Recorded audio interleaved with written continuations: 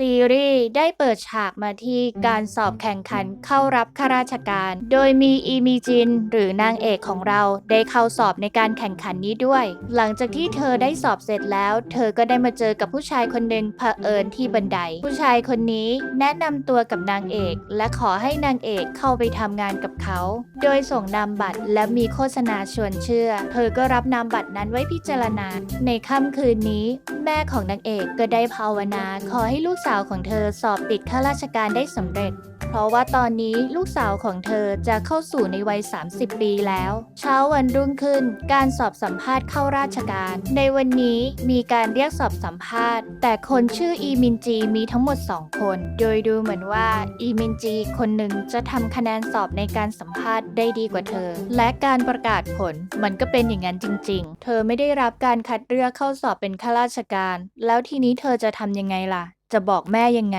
เมื่อเธอกลับมาบ้าน เธอก็ตัดสินใจจะบอกแม่ว่าเธอสอบไม่ผ่าน แต่แม่ของเธอนั้นก็ดันโทรไปที่กรมสิ่งแวดล้อมที่เธอสอบ ได้บอกกับแม่ว่าคนที่ชื่ออีมีจินได้สอบผ่าน แม่ก็ได้แสดงความยินดีกับนางเอกเอามากๆ บอกว่าเหมือนเอาหินที่อยู่ในอกของเธอออกไป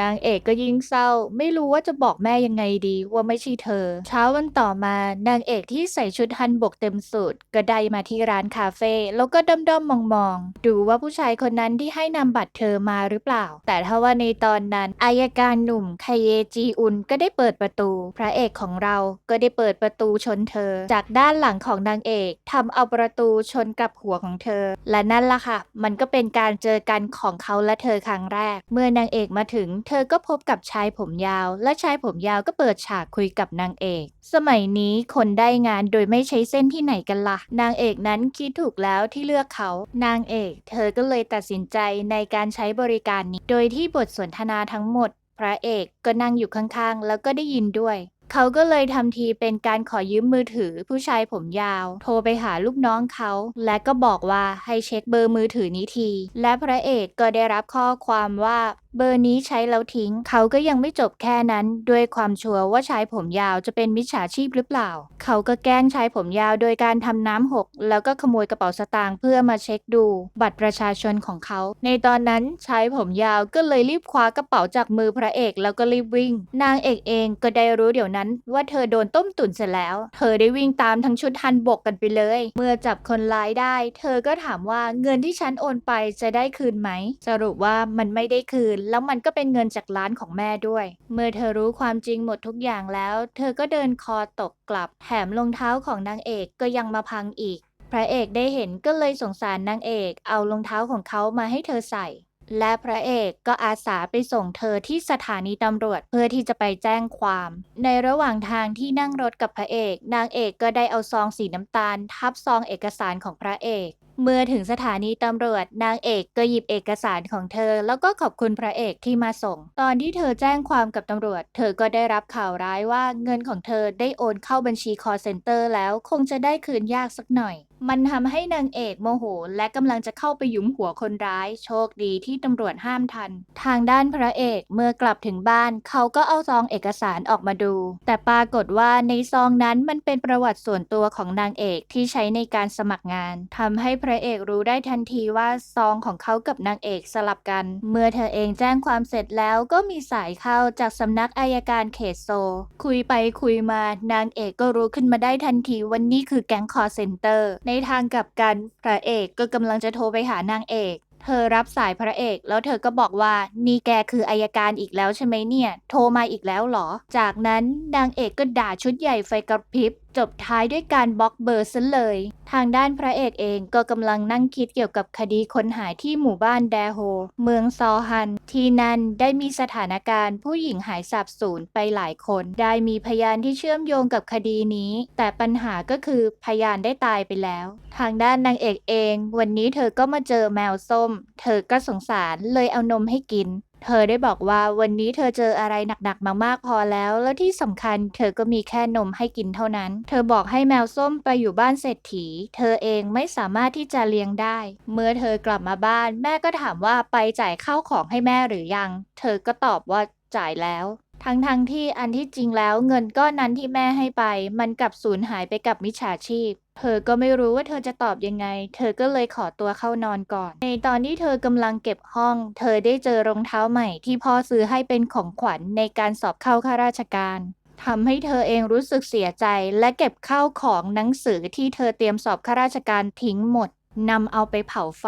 ในตอนที่นางเอกกำลังเผาตำราเรียนของเธออยู่นั้นเธอก็เจอกับแมวส้มแต่ทว่ามันพลาดตกลงไปในบ่อเธอเองวิ่งไปช่วยมันแล้วก็พลาดตกลงไปในบ่อเช้าวันต่อมานางเอกก็ได้ตื่นขึ้นพ่อกับแม่ของนางเอกก็โวยวายลั่นบ้านเธอเองก็พยายามอธิบายว่าก็หนูไงแม่หนูไงพ่อก็เลยโทรศัพท์แจ้งตำรวจว่ามีคุณป้าแปลกหน้าเข้ามาอยู่บ้านเขานางเอกพยายามอธิบายว่ามันไม่ใช่แต่ทว่าตอนนี้ก็โกยเถอะโยมในตอนที่นางเอกได้วิ่งหนีพ่อกับแม่เธอก็ต้องสตันเพราะเธอได้เห็นเงาสะท้อนจากกระจกว่าเธอเป็นคุณป้าอายุ50บวกแต่ทว่าสตันอยู่ไม่นานตำรวจก็มารวบตัวเธอไปโรงพักที่สถานีตำรวจเองแม่กับพ่อก็ได้แจ้งความว่าป้าคนนี้ลักลอบเข้าบ้านเขาแถมยังมาวุ่นวายในห้องของลูกสาวและเงินในกระเป๋าอีกด้วยในตอนที่นางเอกกำลังเรียกสติของตัวเองอยู่นั้นเธอเองได้เดินออกจากสถานีตำรวจโดยที่ทุกคนก็ไม่ได้สังเกตเห็นว่าเธอไปไหน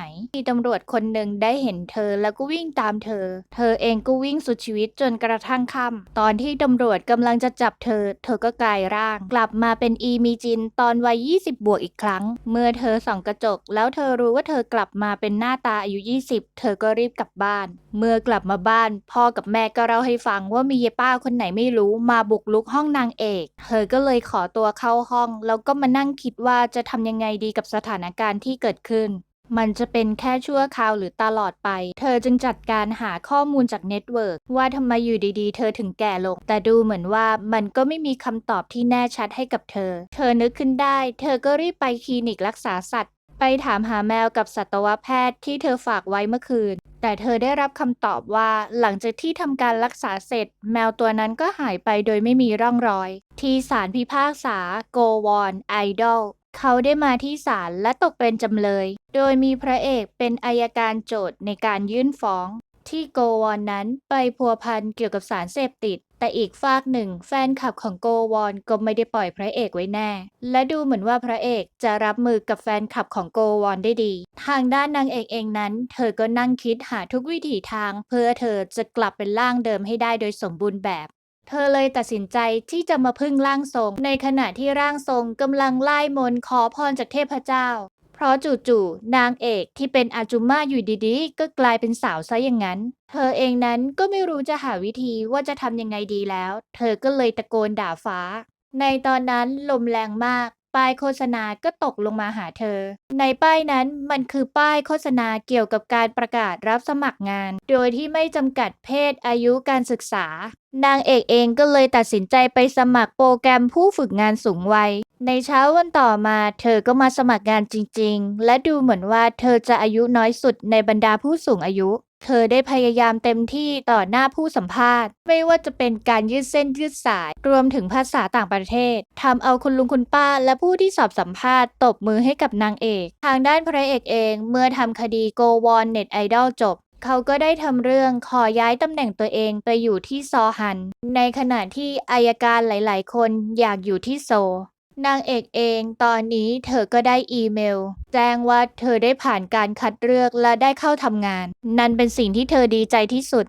ในคืนนี้นางเอกได้รับฝันไปว่าเธอได้ไปหาน้าและได้เจอแมวส้มที่น้าเธอเลี้ยงไว้ทว่าในตอนนั้นเธอก็ต้องสะดุ้งตื่นเพราะมีเสียงแมวร้องเรียกเธอตื่นขึ้นมาและได้ยินเสียงแมวเธอก็เลยเดินตามไปจนกระทั่งเธอไปถึงห้องเก็บของใต้หลังคาเธอนั้นเลยไปเจอใบปลิวตามหาคนหายในนั้นคือน้าของเธอย้อนกลับไปในอดีตแม่พยายามอย่างหนักเพื่อที่จะตามหาน้องสาวของแม่ถึงแม่จะได้ข้อความจากน้าสาวก็ตามแต่แม่ก็รู้ว่าน้องสาวของเธอไม่คิดที่จะหนีออกจากบ้านแน่ๆไม่ว่าพ่อของเธอจะพูดยังไงให้หยุดหาน้องสาวแต่แม่ก็ปฏิเสธและยังตามหาจนกระทั่งเวลาผ่านไปเช้าวันแรกที่นางเอกต้องทำงานเธอได้ออกจากบ้านก่อนเวลาพระอาทิตย์ขึ้นนางเอกได้มาทำงานที่สำนักงานเขตซอฮันโดยเธอนั้นมีเพื่อนๆร่วมแก๊งอีก4 คนนางเอก เธอได้รับหน้าที่ให้ทำความสะอาดในตอนที่เธอทำความสะอาดนั้นเธอก็เปิดเพลงใส่บลูทูธทำงานอย่างมีความสุขโดยที่ไม่รู้เลยว่า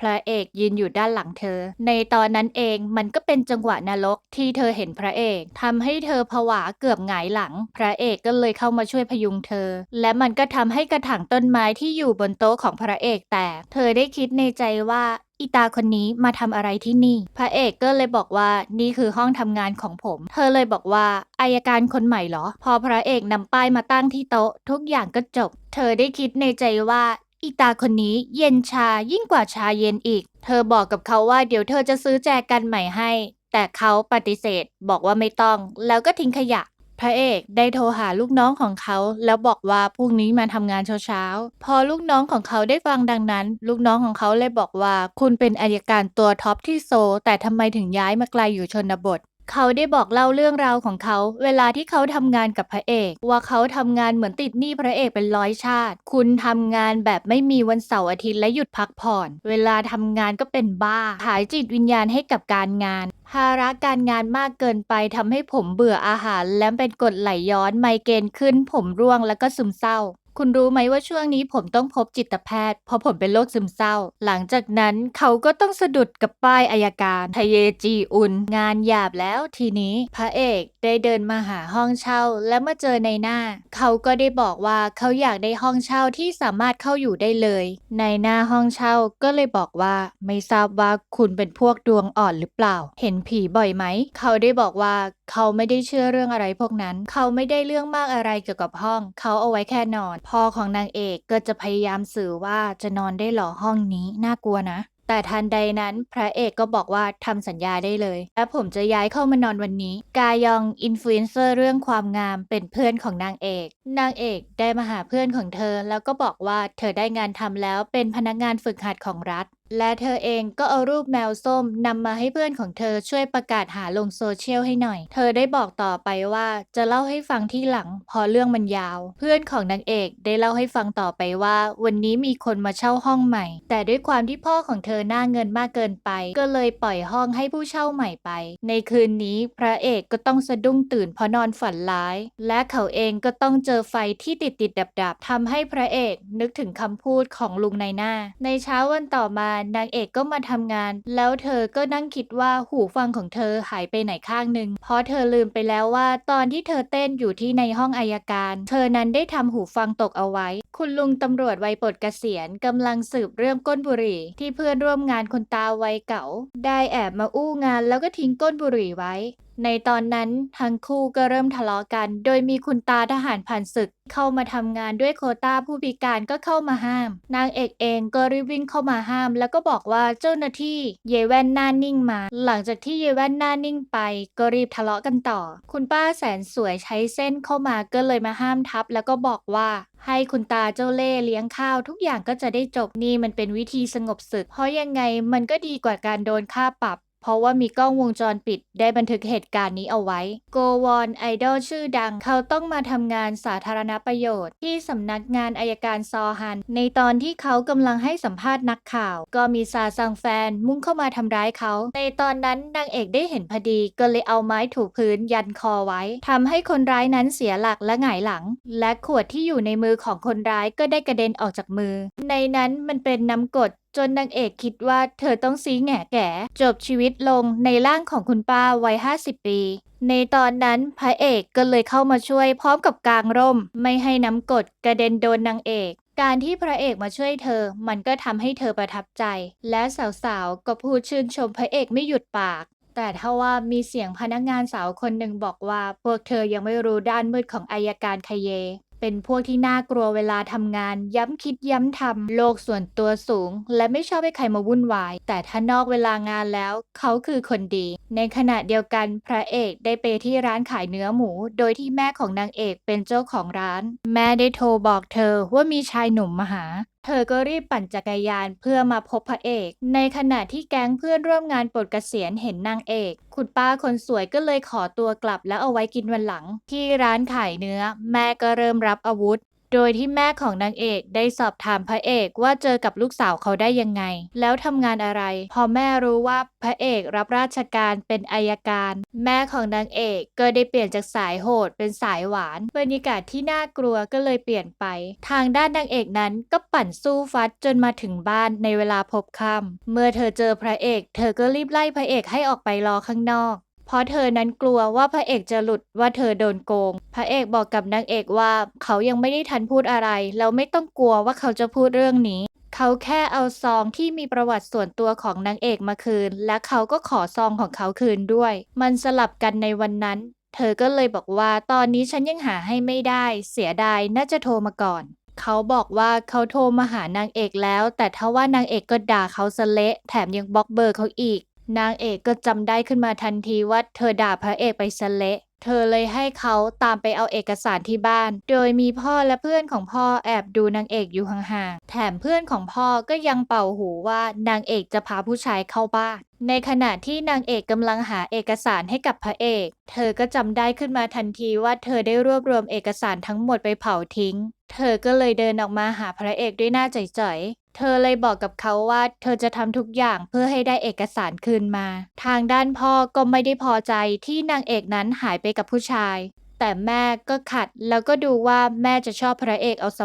มากๆเพราะต่อไปในอนาคตลูกจะสละโสดแล้วก็จะมีหลานให้กับเธออุ้มนางเอกพาพระเอกมาที่ร้านขายหนังสือมือสองเพราะเธอคิดว่าแม่น่าจะมาขายหนังสือมือสองให้กับร้านนี้ในวันนั้นหนังสือน่าจะเผาไม่หมดและเอกสารของพระเอกน่าจะยังไม่ถูกเผาเพราะว่าฝนมันตกพระเอกก็ได้ช่วยนางเอกหาด้วยจนไปเจอหนังสือมือสองของนางเอกที่มีโน้ตติดเอาไว้เขาเลยรู้ว่าเธอตั้งใจที่จะสอบเข้าข้าราชการเธอบอกว่าเธอตั้งใจมากมายแต่เธอก็ดันสอบตกทุกครั้งเธอได้บอกต่อไปว่าตัวเธอนั้นไม่มีความฝันอะไร